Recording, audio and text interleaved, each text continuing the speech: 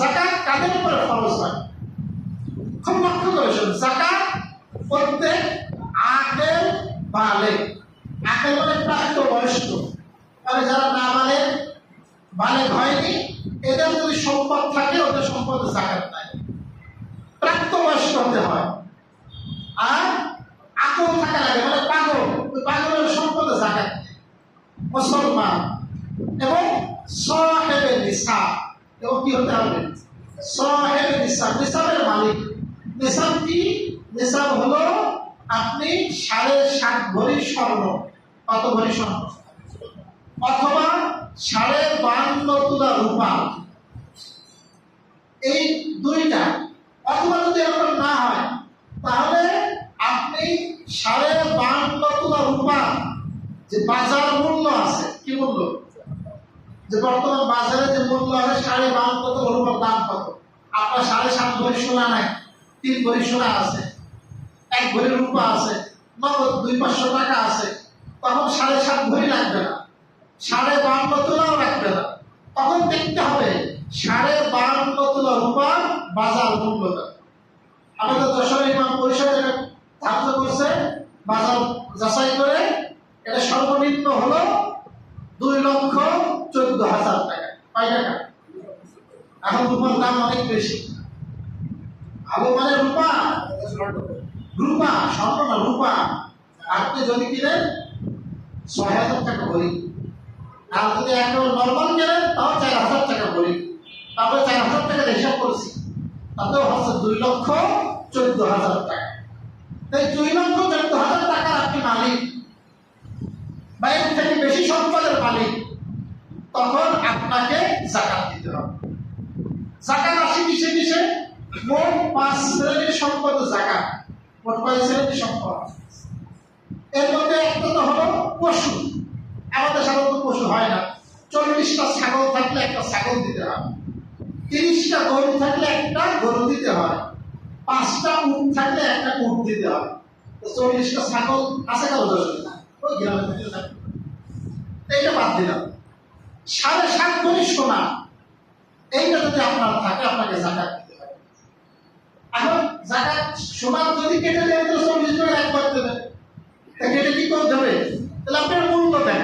মূল্য কি? ওইটা আপনি বাজারে বেচতে গেলে যে দাম হবে, বাজারের মূল্য কথা 2 লাখ, কত বলি এখন আমি জানি না, 2.5 লাখ টাকা।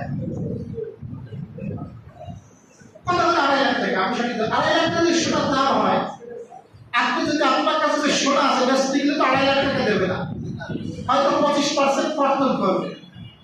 প্রতি হাজার টাকা 25% কর্তন করবে। ওই কর্তন করার পরে আপনার হয়তো আসবে কত? 2 লাখ টাকা ভরি, বা 1,70,000 টাকা ভরি। জি, 20%, 40%। যে দোকানে কিনছে সে দোকানে গেলে দোকানে 20% আপনার কর্তন করবে। তো ওই কর্তন করার পরে যে মূল্যটা দাঁড়ায় ওইটা আপনি ধরবেন। তাহলে 5 ভরি সোনা আছে, কত কথা আপনি বাজারে বেচতে গেলে আপনি 1.5 লাখের বেশি পাবেন না ভরি। তাহলে আপনি 5 ভরি দিয়ে ওই 1.5 লাখ গুণ দেন, তাহলে 7.5 লাখ টাকা, 7.5 লাখ টাকা রাখেন। রূপা আছে 2 ভরি, 2 ভরি রূপার দাম বেচতে গেলে মানুষ 2,000 টাকা পাবেন, বেশি পাবেন, ওই 2,000 যোগ করেন। এবার নগদ টাকা আছে আপনার 50,000 টাকা, সেইটা যোগ করেন। তাহলে একটা হলো আপনার পশু, 2 নম্বর হলো সোনা, 3 নম্বর হলো রূপা, 4 নম্বর হলো ব্যবসায়িক পণ্য। 4 নম্বর কি? ব্যবসায়িক পণ্য। আপনাদের কোনো ব্যবসায়িক পণ্য, একটা দোকান আছে, দোকানে মাল আছে, তাহলে ওই মালগুলো আপনার ব্যবসায়িক পণ্য। এই ব্যবসায়িক পণ্যের যাকাত দিতে হয়। ব্যবসায়িক পণ্যের কি দেওয়া লাগে?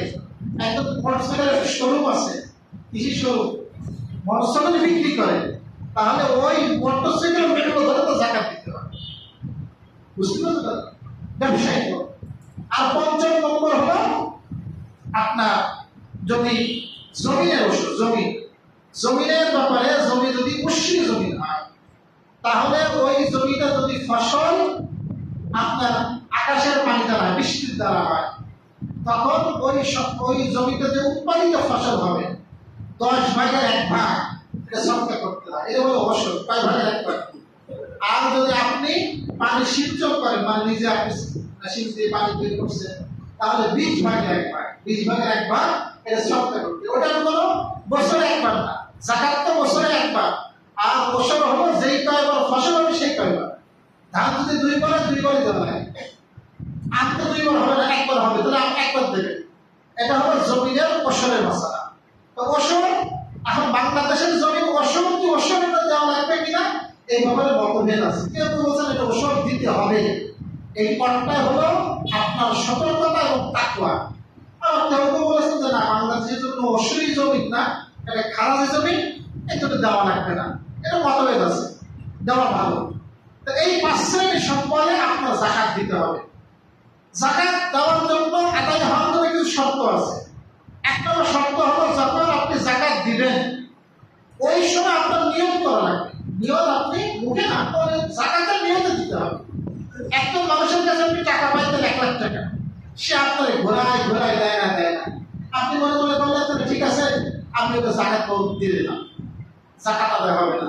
কারণ যখন আপনি দিছিলেন তখন আপনি কর্জ হিসেবে দিছিলেন, আপনি তো যাকাতের হিসেবে দেননি। এই জন্য ওই টাকা আগে নিয়ে আবার দিতে হবে। যাকাত আদায় হওয়ার জন্য অন্যতম শর্ত, দেওয়ার সময় আপনার নিয়ত থাকা লাগবে। মনে মনে আপনার কি থাকা লাগবে, আমি এটা যাকাত ভাবে দিচ্ছি, এইটা তো মনে মনে করা লাগবে। এইটা না হলে আপনার যাকাত আদায় হবে না। 2 নম্বর, যাকাত যাকে দিবেন সে গরিব মিসকিন হতে হবে। কি হতে হবে? আল্লাহ পাক সূরা তাওবা 7 নম্বর আয়াতে যাকাত কারা পাবে 8টা খাত বলেছেন। কয়টা খাত? তার খোলাসা খাত হলো গরিব মিসকিন। ইন্নামাস সাদাকাতু লিল ফুকারাই ওয়াল মাসাকিন, মানে গরিব মিসকিন, মানে 2 লাখ টাকা মালিক হবে না, এদিক দিয়ে আরো কম সম্পদের মালিক। এই গরিব মিসকিন ব্যক্তিকে যাকাত দিতে হবে। এর গরিব মিসকিন ছাড়া যাকাত আদায় হবে না, এবং তাকেই দিতে হবে। এখন যদি আপনি এমন কোনো ব্যক্তিকে দেন যে গরিব মিসকিন না, বা এই খাতে খরচ হচ্ছে না, কথা আপনি মসজিদ নির্মাণে দিলেন 1 লাখ টাকা, মসজিদ কি গরিব? মসজিদে দিলে আপনার হবে না।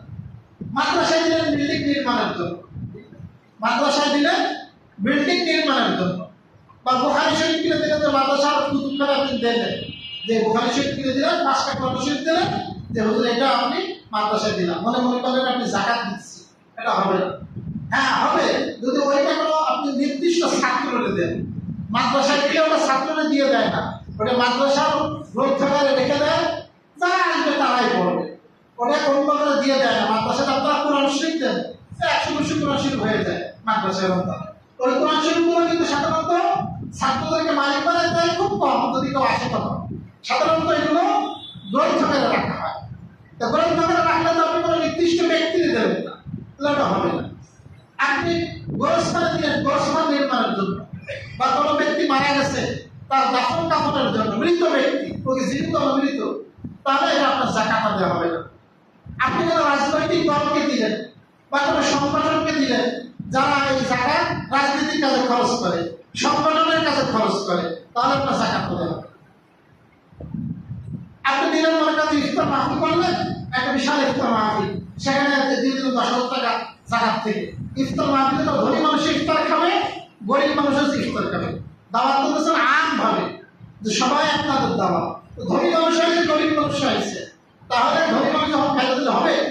হ্যাঁ, যদি আপনি ইফতারে কোনো গরিবকে কিনে দেন বা গরিবের জন্য দেন, তাহলে আবার এটা আপনার আদায় হবে।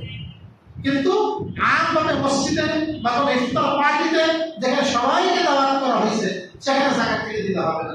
ওই যে পানি খাওয়াচ্ছে আপনাদের, ওই যে পানির বোতল আছে দেখবেন, আমাদের কিছু ভাই ওখানে পানির ইন্তজাম করছে, ওখান থেকে সব শ্রেণীর মানুষ পানি খাচ্ছে। টিউবওয়েল খুঁজে দিলেন আপনি, সব শ্রেণীর মানুষ সেখান থেকে পানি খাচ্ছে, তাহলে ওইটা যাকাত থেকে দিতে হবে না, ওইটা আপনার নফল দান থেকে দিতে হবে। কোথা থেকে দিতে হবে? আপনি আপনার নফল দান থেকে সব পাবেন, সেখান থেকে নফলে সাদাকায়ে নাফিলা থেকে দিতে হবে। ফরজ যেটা হবে এই গরিব মিসকিন তাদেরকে উদ্দেশ্য করে আপনি দিতে হবে।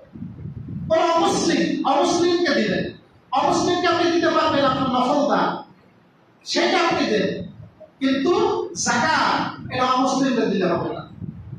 যাকাত কেন দিলে হবে না? কোন অমুসলিমকে দিলে যাকাত আদায় হবে না। অমুসলিম না, কিন্তু নামাজ একত্র পড়ে না, নামাজ কি পড়ে না, একত্র পড়ে কুফরি কাজে জড়িত, ফোকাইকার মুসলিমদেরকে দিলেও হবে না, কারণ যে নামাজ পড়ে না তার ইমান আছে, এক ঘটনা দিলে তো ইমানই থাকে না। আর যদি শিরকি কাজে জড়িত থাকে, কুফরি কাজে জড়িত থাকে, তাহলে তো হবে না নিশ্চিত। বরং আপনি চেষ্টা করবেন এমন ব্যক্তিকে দেওয়া যে ব্যক্তি দিনদার ব্যক্তিকে দেওয়া। তিরমিজি শরীফের হাদিস, রাসূল কারীম সাল্লাল্লাহু আলাইহি ওয়াসাল্লাম বলেন, লা তুসাহিব ইল্লা মুমিনা, তুমি মুমিন ব্যক্তি ছাড়া কারো সাথী হবে না। কার সাথী হবা? মুমিন ব্যক্তির সাথী হবা। তাহলে মুমিন ব্যক্তি, ওর সাথে উঠা বসা করবা, ভালো মানুষের সাথে উঠা বসা করবা। সন্ত্রাসীর সাথে উঠা বসা করলে তুমিও সন্ত্রাসী হয়ে যাবে, বেনামাজের সাথে উঠা বসা করলে তোমারও তো নামাজ ছুটে যাবে। এই জন্য ভালো মানুষের সাথে উঠা বসা করা। আর ওয়ালা তাকুল তুআমাকা ইল্লা তাকিয়্যুন, এবং তোমার খাবার যেন মুত্তাকি ব্যক্তি ছাড়া কেউ না খায়। মানে ভালো মানুষের খানা খাওয়া, যার প্রতি আল্লাহর ভয় আছে, তাকওয়া আছে, এদেরকে খাওয়া। কারণ এক বর্ণনার মধ্যে আসছে, আব্দুল কাদের জিলানী রাহিমাহুল্লাহ তার মাজালিসুল আবরারের মধ্যে লিখছেন হাদিসটি, যে রাসূল কারীম সাল্লাল্লাহু আলাইহি ওয়াসাল্লাম যদি বর্ণনা করে, তুমি তোমার খাবারকে তুমি মুত্তাকি ব্যক্তিদেরকে খাওয়াও, নেককার ব্যক্তিকে খাওয়াও। নেককার ব্যক্তিকে খাওয়ানোর কারণে ওই ব্যক্তি তোমার ওই অর্থে যে খাবার গ্রহণ করলো, ইবাদত করলো, তোমাকেও ওই সম পরিমাণ ইবাদতের সওয়াব দাও। আর তুমি তোমার অর্থ পাপের কাপিতে দিও না, কারণ ওই পাপি নিয়ে সে বিড়ি খাবে। মাঝে মধ্যে আইসা আমার বলে দেয়, হুজুর বলে দেন, একদম তো প্রায় আসে, ওরা এই পড়া থাকে, আমি দেখি বিড়ি খেয়ে কিন্তু ছোটে পোশাক একটা পূর্ণ করা থাকে না, এসে আমার মধ্যে আপনি বলেন। আমার বহু দেখা বলে, রাস্তায় দেখা যেত 2-3 দিন আগে, আবার আমার রায় করা বলছে, আমি জামাই বলে দিয়ে গল্প না, এখন গল্প না, তো বিড়ি খাবে, ও বিড়ি খাবে, আমি আপনার গল্প। এই জন্য যে ব্যক্তি আপনার সম্পদ দিয়ে পাপ কাজে খরচ করতে জানে, জুয়া খেলে, আসলে অনেকে এখানে কি খেলে, জুয়া তো মনে হয় বিভিন্ন ক্যাটাগরি, এত মোবাইলে জুয়া হয়, মোবাইলে জুয়া হয়, বিভিন্ন জুয়া খেলে, সেইখানে আপনি জেনে খরচ করেন। ভালো মানুষকে দেবে, নামাজি ব্যক্তিকে দেবে, নেককার মানুষকে দেবে। আল্লাহ রাব্বুল আলামিন আমাদের উপরে যাকাত ফরজ করেছেন, তাহলে আমাদের যাকাত যদি কোনো ব্যক্তি নিত্য প্রয়োজনীয় বস্তু, নিত্য প্রয়োজনীয় আমরা থাকার জন্য একটা ঘর দরকার, এটা জরুরি বিষয়, একটা পোশাক জরুরি বিষয়, একটা বাহন জরুরি বিষয়, এইগুলো বাদ দিয়ে যদি আপনার সম্পদ এই 52.5 তোলা রূপা বা আপনার এই 2,14,000 টাকার বেশি আপনি সম্পদের মালিক হন, তাহলে আপনাকে এই সম্পদের 40 ভাগে রাখবা। কয় ভাগে রাখবা? 40 ভাগে রাখবা। আপনাকে যাকাত অবশ্যই দিতে হবে। ঋণ যদি থাকে না, শুদ্ধ মাসালা, ঋণ আপনি ঋণ আছে, ঋণের ক্ষেত্রে মাসালা হলো, ঋণ হলো 2 প্রকার। একটা ঋণ হলো আপনার মৌলিক প্রয়োজনের ঋণ, আপনার সংসার অভাব, খাবার দাবার নাই, বা আপনার মৌলিক বাসস্থান নাই, মানে মৌলিক ভাবে আপনার ঋণ দরকার, মৌলিক বাসস্থান। আপনার একটা বাড়ি আছে, আরো আপনি আরেকটা বাড়ি বানাচ্ছেন, তখন ঋণ নিয়েছেন ব্যাংক থেকে, আরো যদি 20 লাখ টাকা, ওটা ধরা হবে না। মৌলিক যেটা ঋণ, ওই ঋণটা কাটা যাবে। তারপরে আপনি 5 লাখ টাকা ঋণ নিয়েছেন, আপনি আছেন 7 লাখ টাকার মালিক, তাহলে 5 লাখ টাকা বাদ আপনি 2 লাখ টাকা যাবেন, ঠিক আছে। আর যদি ঋণটা মৌলিক না হয়, যদি ঋণটা আপনার উন্নয়নের জন্য হয় বা আপনি ব্যবসার আরো বড় করার জন্য হয়, তাহলে আপনি সঙ্গে ব্যবসা বড় করার জন্য, সেক্ষেত্রে মাসলা আপনি 20 লাখ টাকা ঋণ পেয়েছেন, আপনার 20 লাখ টাকায় মূল টাকা থেকে কাটা যাবে না। প্রতি বছর বাৎসরিক আপনি যে প্রিমিয়াম শোধ করেন, যে 1 বছরে আমাকে কিস্তি পাবো 3 লাখ টাকা শোধ করবে, মোট 30 লাখ আমি ঋণ, প্রতি বছর আমার 3 লাখ টাকা ওই কর্জ শোধ করা লাগে। শুধু ওই বাৎসরিক যে প্রিমিয়ামটা আছে ওইটা আপনার বাদ যাবে, বুঝতে পারলেন?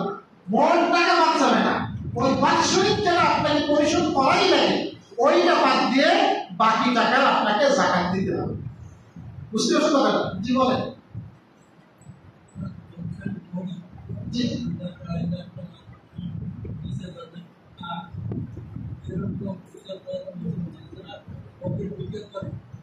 হ্যাঁ অনেক আছে, অনেক আছে। 2 লাখ টাকা মাল 2 কোটি টাকা আছে, আছে বুঝতে পারবেন।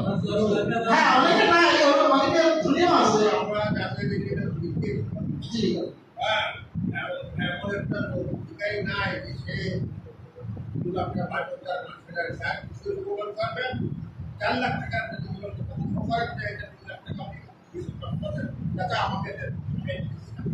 আমি তো বলেছিলাম যদি আপনার মৌলিক প্রয়োজন থাকার পরে ক্যাশ 2,14,000 বেশি মালিক হয় আপনি বুঝতে পারতেছেন সে আছে মালিক, তাহলে তাকে দেওয়া যাবে না।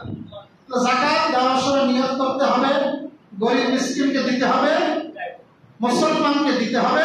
আর একটা গুরুত্বপূর্ণ বিষয় হলো কোনো কিছুর বিনিময়ে দেওয়া যাবে না। কিছু কি দেওয়া যাবে না? বিনিময়ে দেওয়া যাবে না। আপনি একটা কিছু বিনিময়ে দেওয়া যাকাত প্রদান দিলেন, এই বিনিময়ে দেওয়া যাবে না, সম্পূর্ণ লিল্লাহি বিনিময় ছাড়া। আমাদের তোমার কি ছাড়া? বিনিময় ছাড়া। সে আমার কাজ করে দিচ্ছে কিছু, তাহলে আমি তার সেই হিসেবে দিয়ে দিলাম। আলাদা পারিশ্রমিক দেবেন, দেওয়ার পরে আপনার অতিরিক্ত থেকে দেবেন সেটা ভিন্ন কথা। তো যাকাতের আমরা মৌলিক কিছু মাসালা শুনলাম। আল্লাহ তাআলা আমাদের সকলকে যাকাতের হক আদায় করার তৌফিক দান করুন। ফিতরা আছে, ফিতরা বিষয়টা ইনশাআল্লাহ আলোচনা করব সামনে। ফিতরা সর্বনিম্ন 100 টাকা ধার্য হয়েছে। আরো বিস্তারিত আমরা ইনশাআল্লাহ সামনে কোনো জন্য আলোচনা করব।